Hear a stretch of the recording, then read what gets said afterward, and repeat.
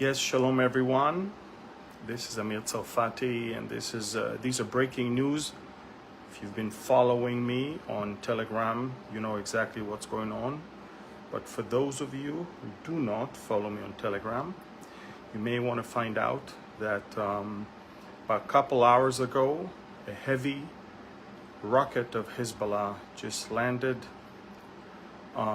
in a soccer field of the Druze community of Majdal Shams in northern Israel, right below Mount Hermon in the Golan Heights, and instantly killed 10 children, all of them from the age of 10 to, I guess, 18, and injured 20.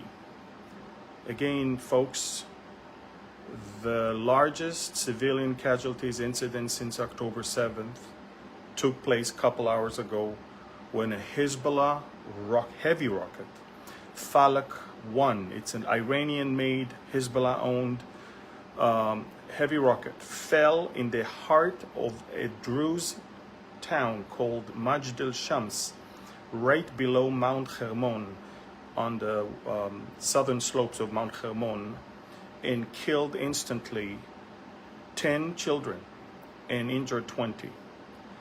Again, this is not an attack against IDF and not an attack against Jewish town. They miscalculated, and Druze children were killed. Hezbollah realized the big mistake, immediately issued a statement that says that they didn't do it because they're super afraid that Druze in Lebanon and Syria are going to avenge the death of these 10 children. And you have to understand, this is a massacre. Like, you know, again, a rocket, heavy rocket, hundreds of pounds of explosive, landed out of the blue in the heart of a Druze village in a soccer field where dozens of children were playing in a broad daylight, killing instantly 10. Look on my Telegram channel, I posted very disturbing footage of children without limbs, without head. It's horrific. And what happened is that Hezbollah understands they did, that was maybe the game-changing, that was the move they were hoping to avoid. Somehow they did it because they were in such a, I don't know, a campaign of shooting rockets all throughout the day. And that may be following Israeli assassination of 4 of their special forces, Radwan forces, in southern Lebanon. So they were so angry that they decided to shoot rockets everywhere. One of them landed in the heart of a civilian town populated by Druze. The Druze is a small minority in Israel of 100,000 people. Most of them are pro-Israel, and many of them serve in this IDF. Some of them are in high-ranking positions, generals, brigadier generals. The community in the Golan is a community of Druze that used to be part of Syria until 1967, and they were so afraid that in a future agreement with Syria, they will be returned back to Syria. So they always kept this neutral position of not supporting Israel because they were afraid they'll pay for it later. But nevertheless, they are friendly citizens of Israel that Jewish people were always driving through their town on their way up to Mount Hermon. Again, folks, a Hezbollah heavy rocket 2 hours ago fell in the heart of a Druze town right below Mount Hermon in northern Israel and killed instantly 10 children, injured 20. The largest civilian casualties event since October 7th. Prime Minister Netanyahu, which is now in the US, and it's the Sabbath right now.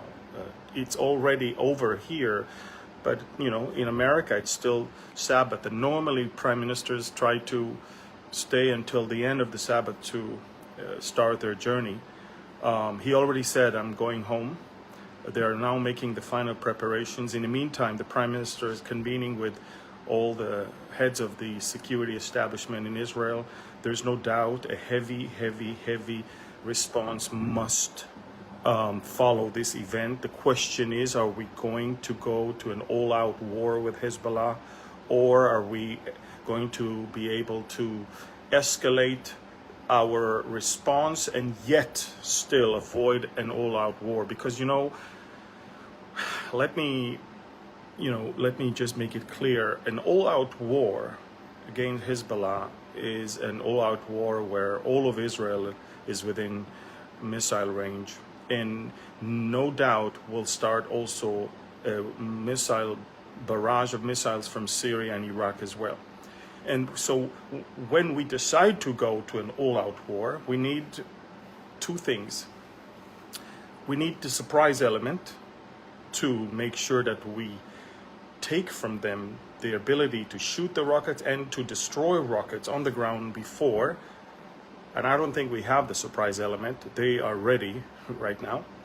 And the second thing is we need to make sure that we, on our side, in the home front, which is Tel Aviv, Haifa, and everywhere in Israel, we are ready also. So everybody is getting ready for a few days of major war, and where we might not have electricity or water or something like that, because Hezbollah will surely attack Israeli infrastructures as well.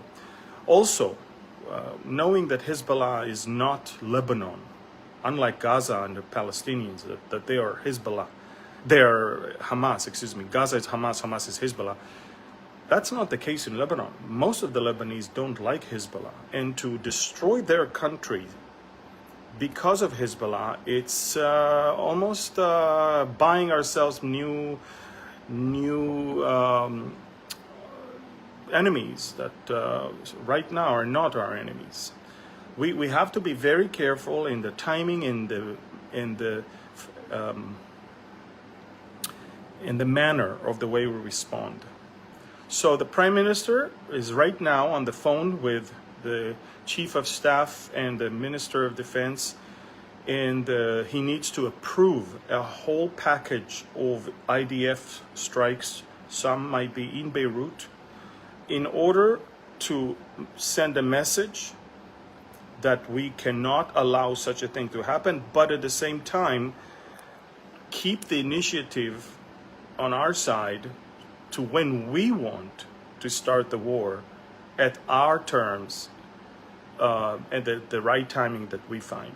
So again, delicate situation.